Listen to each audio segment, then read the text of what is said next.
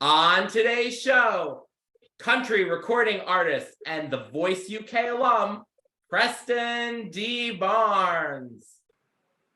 Hey guys, Preston here, all the way from the UK. Super excited to be speaking to Mike today and all you guys too.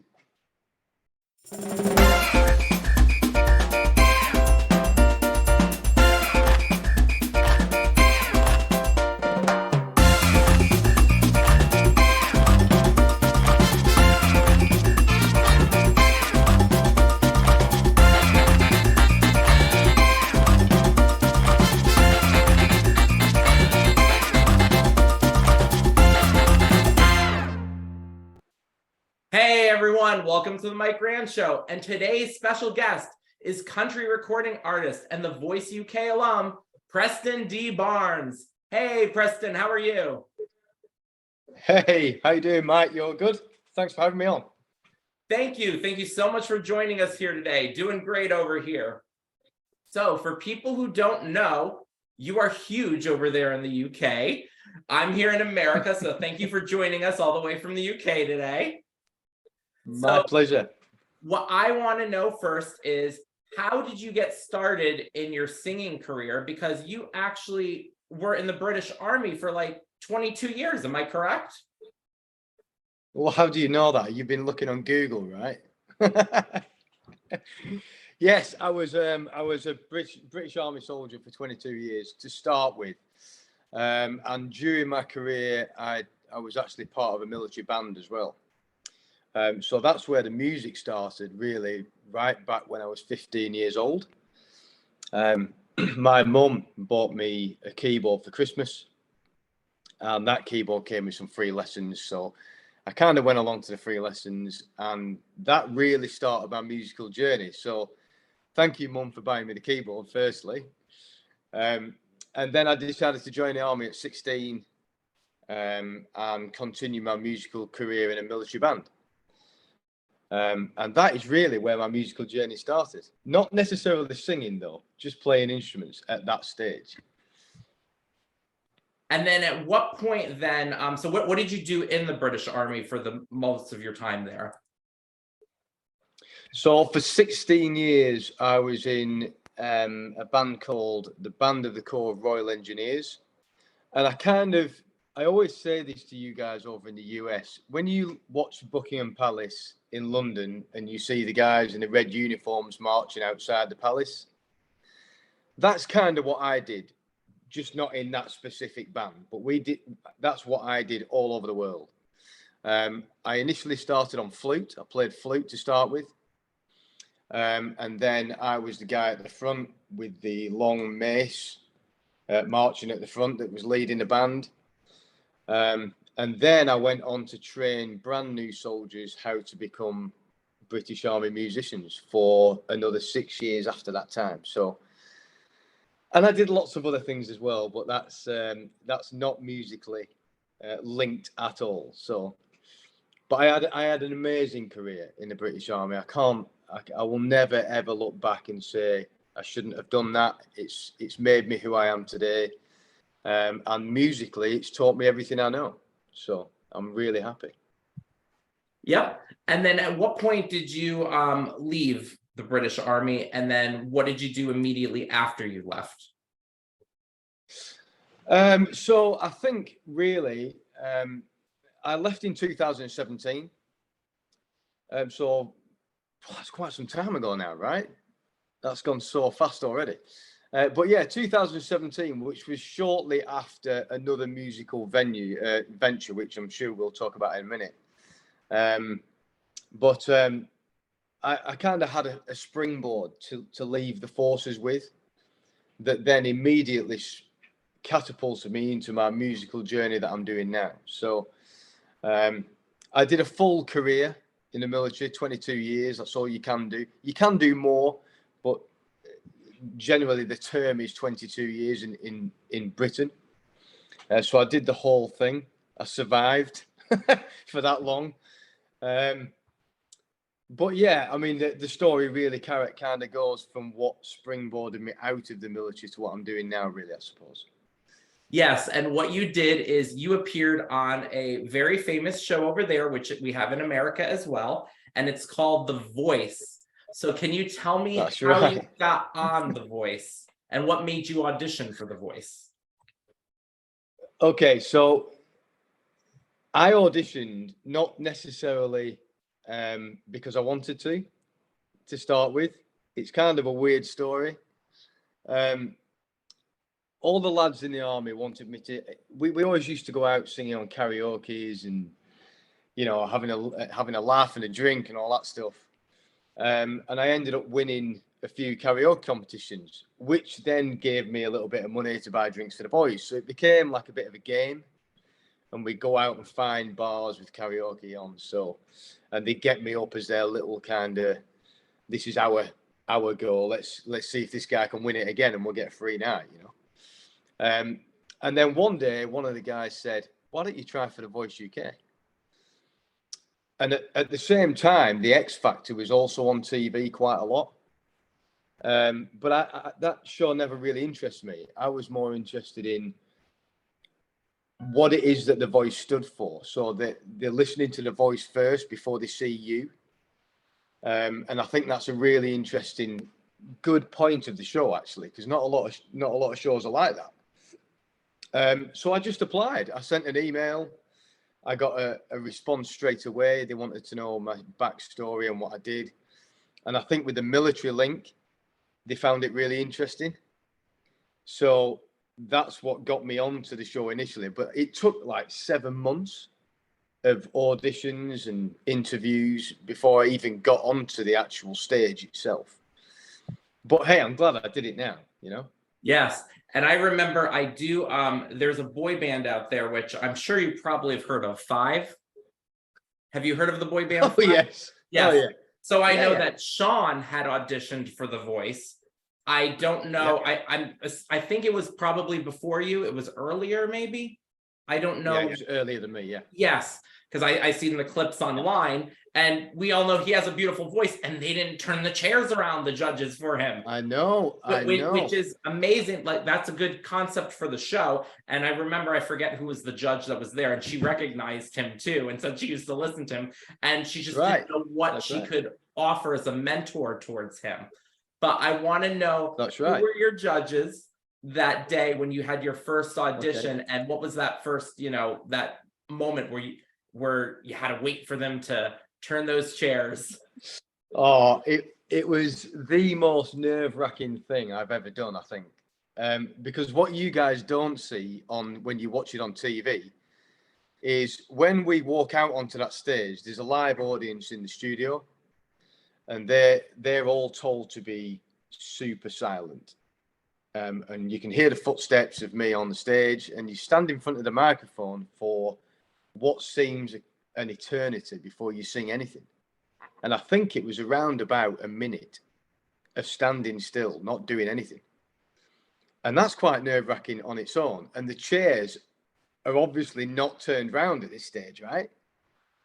And then the band strikes up, and off I go, and I sing away. And I didn't even see a chair turn, because you know that big noise that when you hear the chair turn, you don't hear that in the studio. So I was concentrating on the right-hand side of the stage at the time. I was singing to somebody down here in the audience. And when I turned round, Ricky Wilson from Kaiser Chiefs was facing me. I couldn't believe it. I was like, somebody's turned. It's amazing. I only got one chair turn because I think I was the second to last person on the whole of that voice series to go out for a blind audition. So we were told in the green room before we even went on stage, there may not be any places left on the judges' teams, but you're going to go out on the stage and sing anyway. So we didn't know. I didn't know if there was a space left. And I got the final space of that season because he was the only guy that had a space left on his team. So I was super lucky. But the other judges were Boy George, who's a great guy. Love that guy. Paloma Faith and Will I Am, of course. Awesome. Yeah. But yeah, Ricky Wilson's the one that turned for me, and he's a really good friend of mine now. He's, Yeah. I get on really well with the guy. It's great. That's kind of crazy to think they already had, there may not have been a space for you, and they said go out anyway. What if you blew them through the roof? You couldn't even get on the show then if all four wanted Exactly. you. That's kind of exactly. crazy. Yeah, that's right. Because I think there's 100 people left at that stage. Mm-hmm.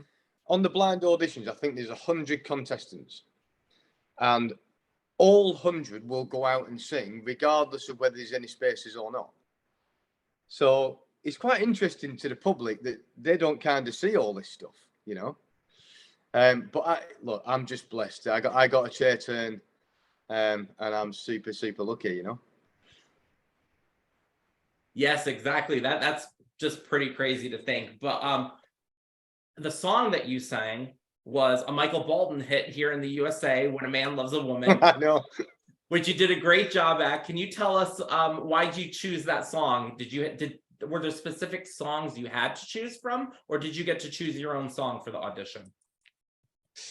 So you get given a list of songs that they think would be good for you to sing, and out of the list that I was given, that was my choice to sing that one out of the final 3 songs. So I think I got given 10 songs, I think, and then we kind of reduced it down to 3 songs, and I just ended up picking that song because I knew it already. I knew the song, so I kind of grew up with all that kind of music. So I just chose to do that song, but in a slightly different way, I suppose, to what other people have done it before. But the house band were just amazing. You ask them to play anything and they're just, what can I say? Just a different level. They really are amazing people to work with. So how far did you get in the competition? So I got through to the battle rounds, which is blind auditions first, get your chair turn, and then you go back and compete against somebody else. And I competed against a guy called Kagan, who was, I think, 17, and I was 37. So I was like, I haven't got any chance here at all, But they were actually really struggling to work out. I think Paloma Faith and Boy George wanted me to go through. And they were kind of arguing amongst themselves, no, you should put him through. And will.i.am and Ricky Wilson thought the other guy should go through. And it kind of made a little bit of controversy, shall we say. And look, in the media, controversy breeds interest, doesn't it? So that was great for me. But I didn't get through that stage, and that's when I left the show. But actually, at the time, that was the right thing for me, because I had other things coming from the blind auditions, right? Because that was like a month before the battle rounds.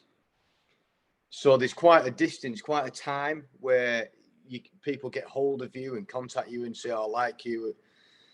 But because you're contracted to the BBC, you can't do anything at that stage. So I had to wait until I exited the show to then go into what I was offered, which is coincidentally what I'm doing now. And how much interaction did you have with your mentors and judges on the show and the other contestants even when you were there?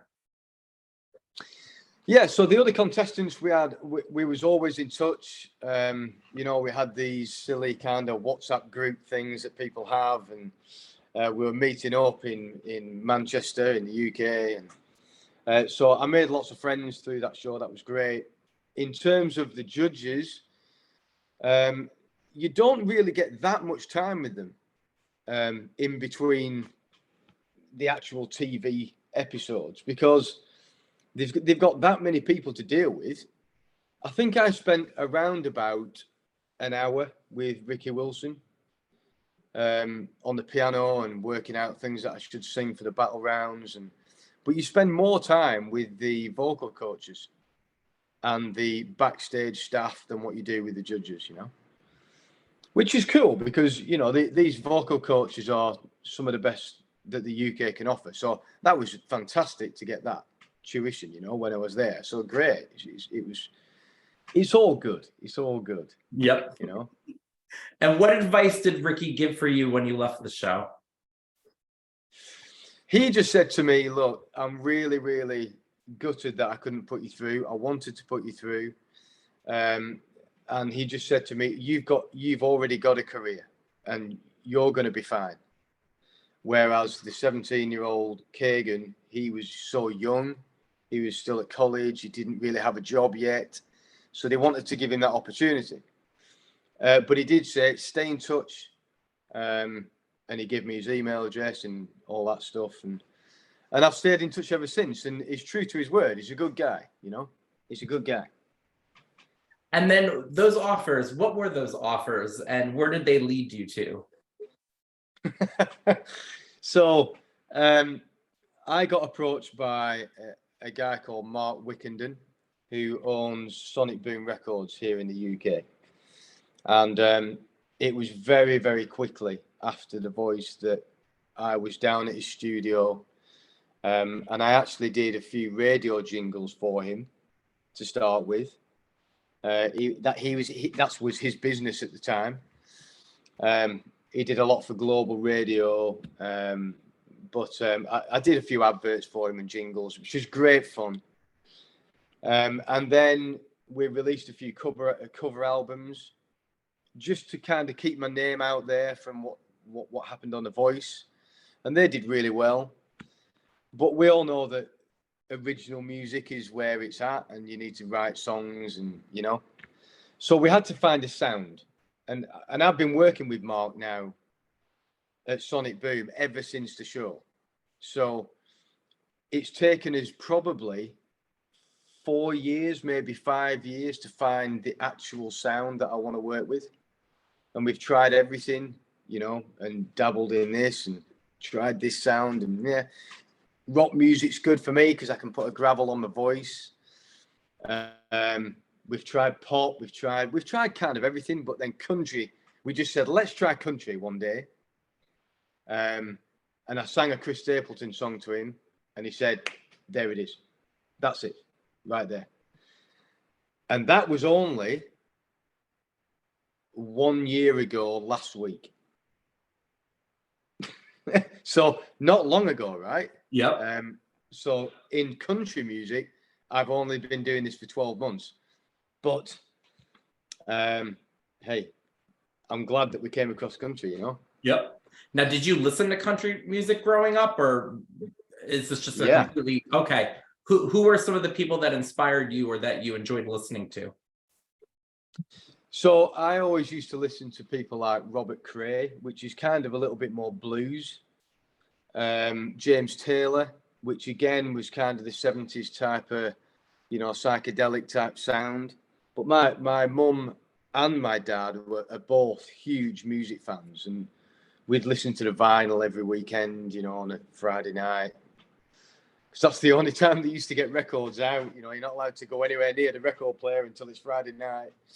But yeah, I was introduced to country music by my granddad, actually, a long, long time ago. So you're talking, 1989 maybe? I've been listening to country music from. So, the Johnny Cash of the world and all them type of people. Dolly Parton, of course. All the big names that people talk about. I grew up with that.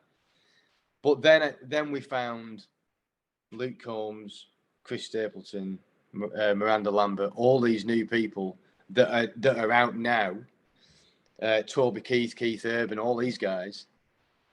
And I just wanted to do that. I want to do that.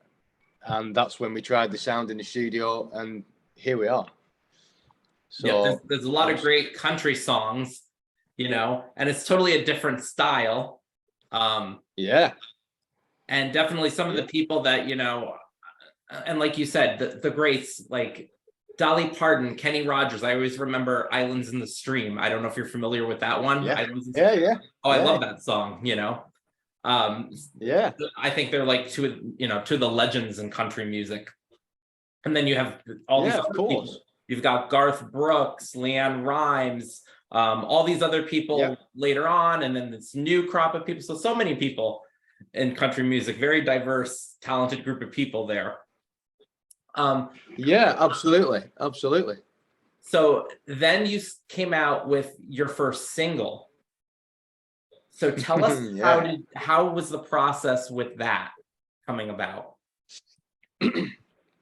So Mark, my producer at Sonic Boom, knows an incredibly famous and talented guy over in Nashville, and his name is Steve Dorff. Now, Steve Dorff is Songwriter Hall of Fame inductee 2018. He's written for Rascal Flatts, George Strait, Celine Dion, Whitney Houston. He's a big, big songwriter. And his son, Andrew Dorff, sadly, he's not here anymore. He died way too young. But both of those guys wrote songs and have kept songs in their, what the songwriters say, their top drawer. Right? So they have a top drawer of songs, middle and a bottom. And they just wait for the right person to come along to say, I will offer you this song from my top drawer. And Mark from Sonic Boom, my producer, knows Steve because he's worked with him before. So we just give Steve a call and said, Steve, listen to this guy's voice. We didn't say who it were, what my history was, anything about me at all. Have a listen to this guy's voice and see what you think. And he got back to me straight away. He said, look, I love this guy's voice. Who is this? So he introduced me to Steve, and Add a Little You was born right there. He said, I've got a song for you. You guys can go away and produce it and do what you want with it. And that's where Add a Little You came from. And coincidentally, it is from his top drawer, and it got to number 2 in the UK charts, which is, for my first single, absolutely amazing, you know? So Steve Dorff needs to take a lot of credit for that, but it was actually written by Andrew Dorff, his son. Yeah, that was a great song. I heard it. I really love that song. That one's a good one. And can you tell us? Yeah, everybody says that, you know. Yeah, you made your first music video too. Yes, and that music video. Tell us what that was like. Far from here. Yeah, and that's the first. I've never done a music video in my entire existence either. And we met some country photographers and videographers that kind of do a lot of the country scene in the UK. And they said, look, come over to Leeds, which is not far from Manchester for you guys. You know Manchester, right? Yes. You've heard of Manchester. Yeah. Manchester Yes, I've heard United. of Manchester. Yes. Yeah. And Leeds is not far from there, which is not far from here. So we said, well, come over and have a look what you want to do. And they created a storyboard for the song. And we went over on a lovely 2-day. For the UK, we were very lucky because the weather was amazing. And it's normally raining here in the UK. So it was sunny, it was warm, and we went out there and we did it was a budget music video, but I think it turned out really, really well. It told the story. We got 2 young actors in to play the lead parts. But it was so much fun. And I want to do it again, you know? Yeah, there is more coming. There is more coming. Music videos are always fun to watch. I always love watching them. I was in a couple music videos myself back in the day. Yeah. Actually, you know what? Maybe you might know, because they were from the UK. Kasabian. Have you heard of them? Absolutely, I do. Yeah. I'm in their music video Cutoff. Are you? Yeah, where the shark is in the streets. Yeah. Yeah, I'm in that. I'm being chased by the shark in the streets because that was filmed in Brooklyn, New York. So you're going to have to go and look for me. Yeah, I'm in that video. That's brilliant. Love it. Yep. Love it. I'm going to look straight after this. Yes, you're going to look, because you're going to see me a few times in that video. I'm even, I see myself, I'm in that video. So it's a lot of fun. Amazing. Yeah. And I didn't know. It's so much fun. Yeah, at that time I didn't know who they were because that was filmed, right. my gosh, I want to say Off the top of my head, I'm guessing 2004, but I could be wrong. Yeah. But It'll be around about. Yeah, that's where I think I filmed it. But yeah, it was a lot of fun to do Wow. this video. So what did you Yeah, learn? yeah. What did you learn that maybe you didn't know after you filmed the music video that you found very interesting about the whole process? Was there anything that struck you as something new that you learned from it or interesting about it? Yeah. Yeah, no, seriously, yeah. I didn't know the process before, because they do things they kind of cut it up, and they don't do things in order. So you don't start with the first line of the song and then sing that line and then move to the next line and go to a different location. It's not like that. So I think the biggest thing for me was I learned to overemphasize everything. So if you're singing the song, make sure your mouth is working properly and opening up for the words, and you kind of, your arms need to be bigger when you're opening your arms out. Everything needs to be big. And I kind of felt a little bit silly doing it on the day, because I just thought, I mean, we were right next to a motorway in England at one point, right? And the cars were coming past, and they could see me stood on the back of this pickup truck, throwing my arms around and singing to nobody, basically. And it just made me feel really uncomfortable to start with. But actually, when you watch it back on camera, you just go, that really works, you know? As much as, and because I've never done it before, it just felt so strange to me to do it that way. Very, very cleverly done. And you know, at one point we were in a hotel room, and then we're back in the middle of a field on another shot. And it's not until you see the first edit of the video that you go, I know what you've done now. I know how you've done this. But they know what they're doing. You don't necessarily need to know what you're doing. You just need to be there, dress right, sing correctly, do whatever you need to do with your actions. And, you know, as we say in the UK, jobs are good. And then after that song, you released another couple songs. The next song you released Yeah. was Poison. Can you tell us a little bit about that one? Yes. Yeah, and again, that was another song from the Steve Dorff draw, you know. Steve had a lot more input with that song. And actually, that really wasn't a favorite of mine when we got it given. We went, I think he sent about 6 songs, and I didn't pick Poison, strangely enough. I was like, I don't think that's going to suit my voice at all. And my producer was like, come on, you know, we need to do this. I think Poison's going to be good for you. And I'm not feeling it, you know. And it took me a while to come round, but we laid the track down a few times. And we changed the music from what the original demo was that Steve sent over. We made it a little bit more rocky, a lot of more overdriven guitars, heavier drums. And then I heard the final edit. And when I heard it, I thought, you're right, you know, it's actually a good song. It's a really good song. And strangely enough, that is the song that's had, I think still now, has still had the most radio play in the UK out of all 4 singles. So, and the radio presenters here on Absolute Radio said, oh, it really sounds like Keith Urban on that song. So they're really picking up on it, you know, over here. So it just surprised me, because I didn't like the song to start with, but actually I love it now. And the band play it really well live. So it's amazing what changes, right? You know, you never know until you get in the studio, I think. Exactly. Then your third single was Way Back When. Yes, that is not a Steve Dorff song. That came from a girl over in Canada. Really, really good songwriter over there, which is actually very good friends and a family member, I do believe, to my producer, Mark. And she wrote that song about her grandparents and how much of a really strong relationship her grandparents had, and she grew up looking and wanting that kind of relationship with whoever she ended up marrying and all this, it's just, I think it was like a lifelong song for her.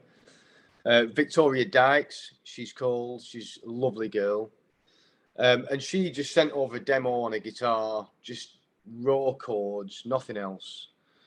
And we said, and to be fair, I did listen to that and I thought, yeah, I'll have that one. I want that one. And we really, really kind of beefed that up, that song, because we only had chords. She just said, do what you want with it. So my producer and Ben Newton, my guitar player, which you saw in the Add a Little You video, those guys are geniuses. They just get in the studio and within 48 hours have got a structure, they've got the sound, they've got pretty much most of the guitars and the drums laid down. And yeah, way back when, that's done. I think that got to number 2 as well, believe it or not. So Awesome. It's crazy, It's just crazy. You know what I just was reminded of too? I want to make sure that I'm correct here. Steve Dorff, he wrote theme songs for TV shows as well. Am I correct in that? Yes. I think here in the US, he also wrote there was a show called Just the 10 of Us that I used to love. That he wrote the theme song for that. Yes. Yep, yes, that's the same and person. Also Every Which Way But Loose as well. Mm-hmm. The film. He wrote that. He wrote Double or Nothing and wrote part of the soundtrack for Rocky IV film. The guy is a legend. Yep. He really is a musical legend. And there is no other way of putting that. He's absolutely fantastic. Yeah. And who he's worked with in his career is just crazy. But yes, you're right. He did write for a lot of TV, yeah. Yep. And speaking of theme songs, there's a show that has an awesome theme song that I grew up on. It was called California Dreams. And I know. It was a show that, they had a band on there. They sang lots of songs. And one of the songs that was on that show, Castles in the Quicksand, you actually recorded. I know. What a crazy story this is. Yeah, so I want to hear about this because this is how I discovered you too, from Castles in the Quicksand. Yeah, right. So we know a guy called Paul Bliss and Steve Kipner. I don't know if you've heard of those guys before over in the US, but Steve Kipner wrote Genie in a Bottle for Christina Aguilera. He's been in the music industry for a long time over there. And Paul Bliss has written for the Hollies over in the UK and Moody Blues, Sheena Easton, if you've ever heard of Sheena Easton. Well, we know Paul Bliss. Now, we didn't know at that time that he'd written Castles on Quicksand, right? We also didn't know that Castles on Quicksand was linked to California Dreams.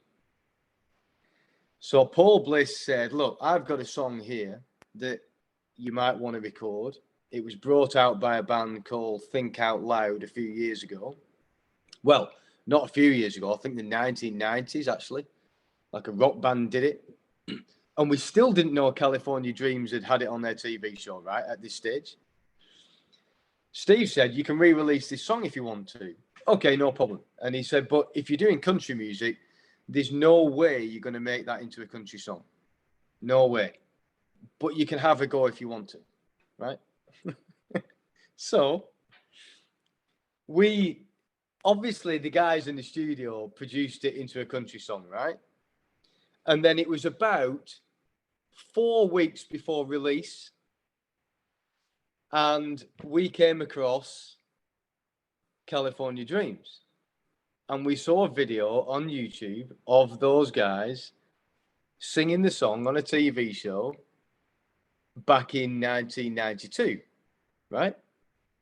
And I sat back in amazement saying, guys, I was straight on the phone to my producer. Have you seen this video? Do you realize that a TV show in America, which is quite clearly a massive TV show, has Sandcastles on Quicksand? No, I didn't know that. I didn't know that. So we phoned Paul Bliss up and said, Paul, do you know about this? And he said, I think I vaguely remember them doing it, yes. And it was all kind of, and I was like, guys, come on, we're missing something here.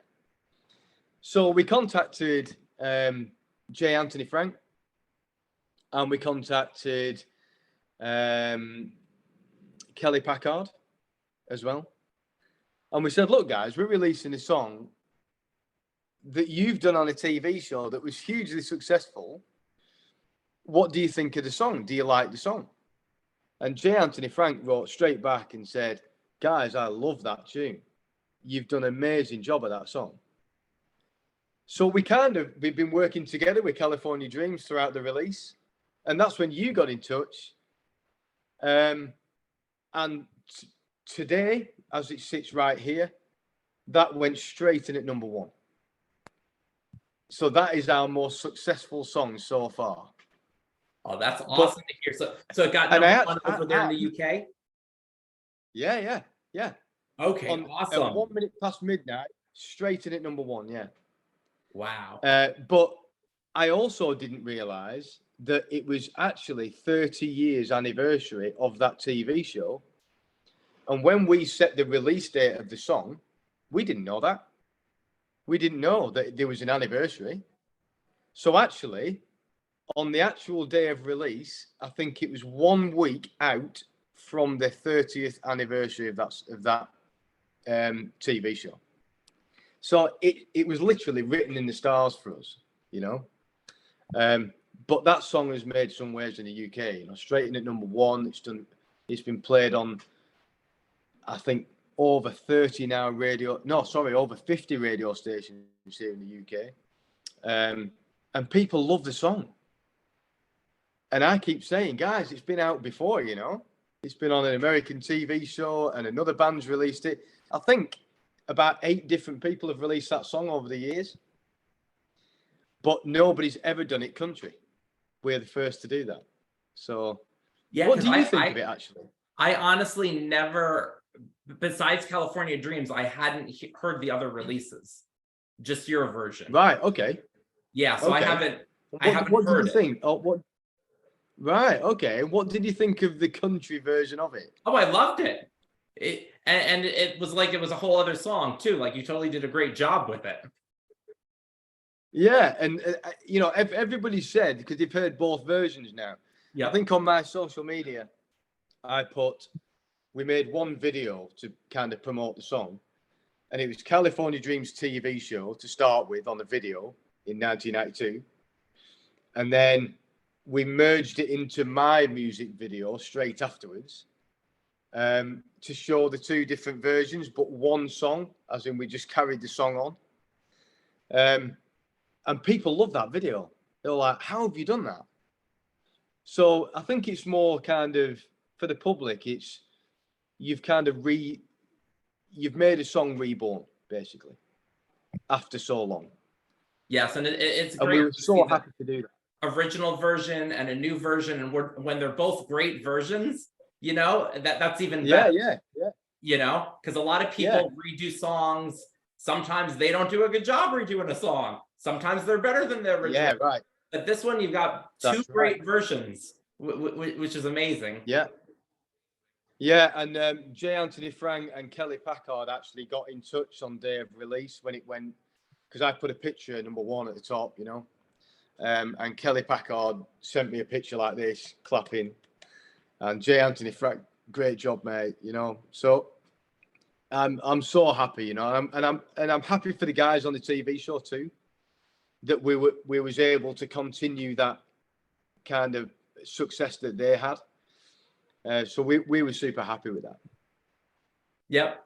And we love J. Anthony Frankie and Kelly Packard here. So you guys that are watching, Yeah, go watch their interviews, because the time of this being filmed, Kelly's isn't released yet, but I do have an interview with Kelly that will be out. I'm looking forward to that one. Yeah. Yep. So, but you guys who are watching this now, it's already out. Just letting you know. If you're watching this interview right now, Kelly's interview is out and Jay's interview is out. And I do have Aaron Jackson as well. So we've got 3 California Dreams episodes. Perfect. Make sure you check those out. And hopefully we'll get more of the cast here soon too.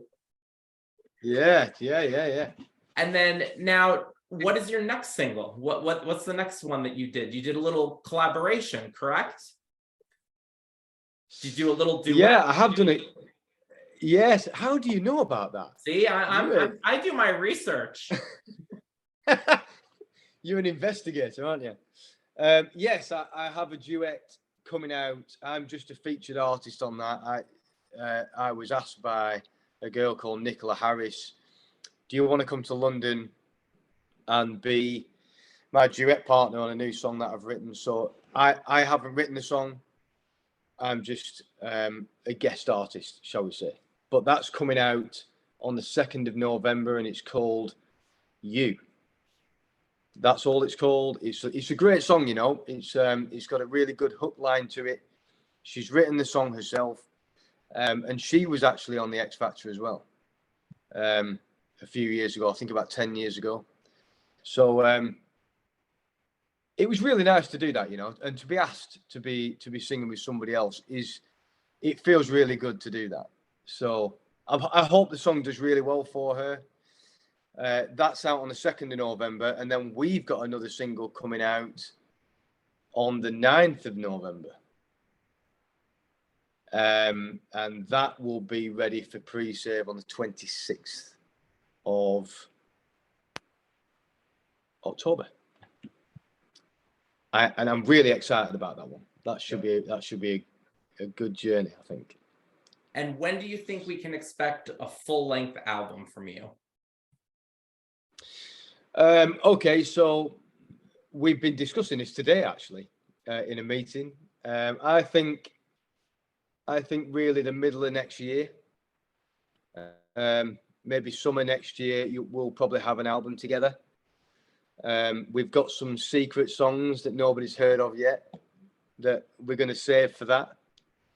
And the ones that's been out already, obviously will be on the album. But yeah, we're looking forward to doing a whole album, you know, a whole good quality studio album.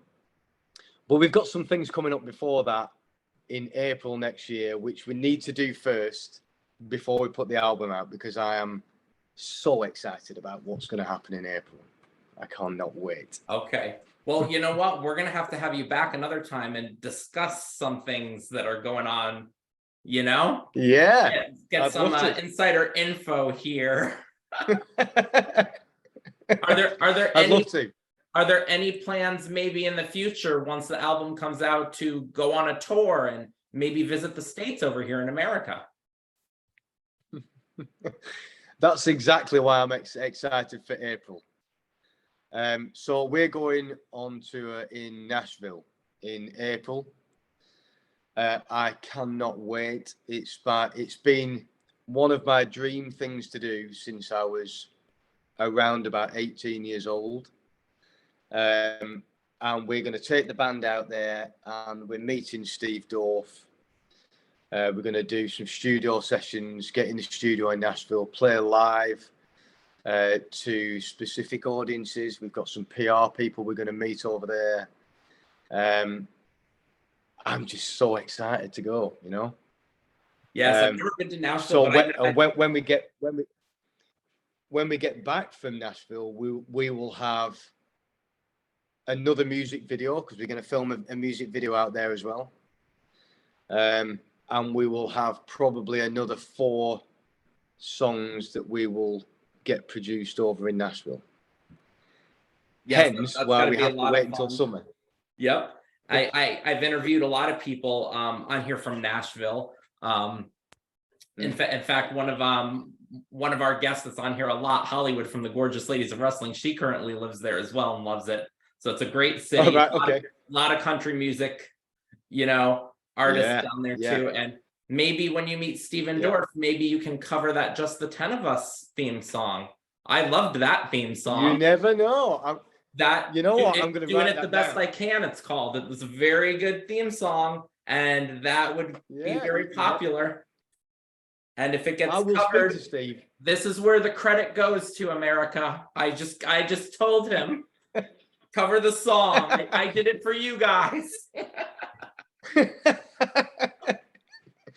I'm going to speak to Steve about that and say, you know what, Mike Rand told me to tell you something. So Yes, we that, should that do was a this. good show. Oh, fans love that theme song.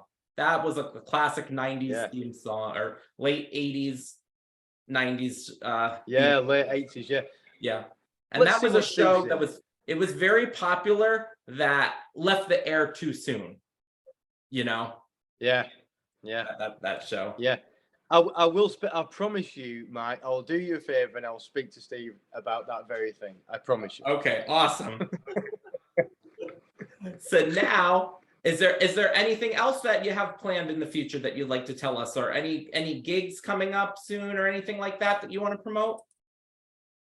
Yeah, I mean, we've only been doing this, as I said earlier on, for really 4 months in the public eye. I think my first single was released in May, and we've released 4 up until now. We've got another one coming out on the 9th of November. That'll be 5 in 6 months. And I've just been nominated for a British Country Music Award, which is Best Male Artist of 2022. So that award show is being held at the Cavern Club. I don't know if you've ever heard of the Cavern Club, but that is where the Beatles were made famous, in Liverpool. It's a hugely iconic building in Liverpool. So we're going to go to the awards night that night. You never know. I've got some serious competition in that category, but you never know. I've been nominated. It's my first year. I've only been doing it since May, so I'm really happy about that. But the best thing is, I've got the whole band with me that night, and we're doing a good half an hour set in front of everybody that's British country. So I can't wait for that. That's going to be amazing. So yeah, you know, that's going to be a good live gig to finish the year off. But yeah, lots more to come next year. That's good. Congratulations. I hope you win.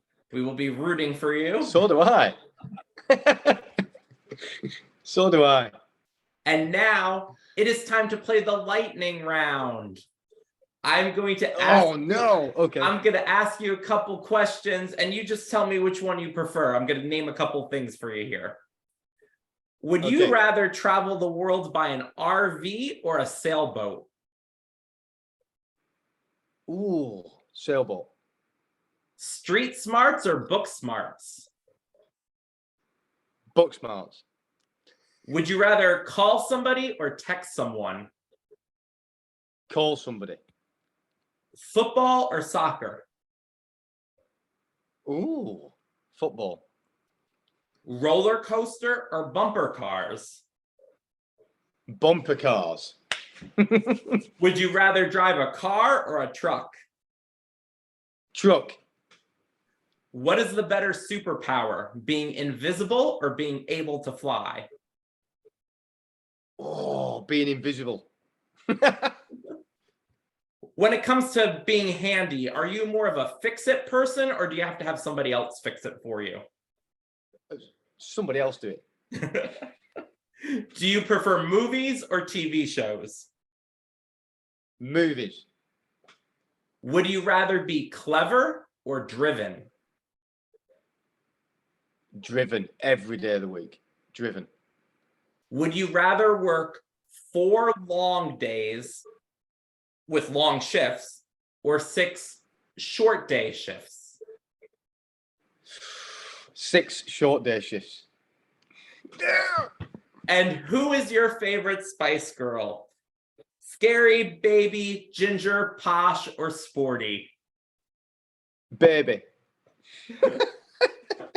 Okay, thank you so much for joining us here today.